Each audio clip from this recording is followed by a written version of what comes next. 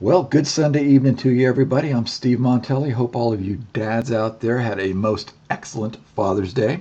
Hey, a little update here on the Ashlands. I found out some info that I did not know before.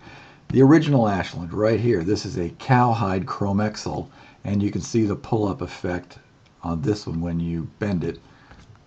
The little light part right there is the pull-up. Now, it turns out that this one is not cowhide. This is a horsehide chromexel. Very, very thin, as I've shown on a number of occasions. Very thin, but you can see that there virtually is no pull-up effect on this at all. And it's a very shiny leather versus this leather here, which is not quite as reflective. So no pull-up effect on this one. This break right here, and surprisingly, this is called the break, I learned from Phil. I called it crinkle. Turns out that is not a correct technical term. This is called the break. And this is a pretty rough break here compared to the chromexel wallet. You can see how the break is really kind of rough, and this is really, really very smooth. And all that stems from the fact that this is a horsehide and this is a cowhide. So I did get a little bit of schooling this weekend in an email a couple of days ago from Phil.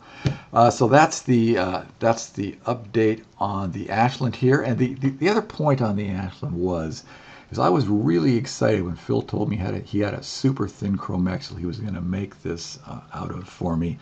And he said, well, I don't know if it's going to make a good wallet or not. And of course, I immediately poo-pooed that idea because, thinner is better. Well, after using this for a little while, boy, you know what?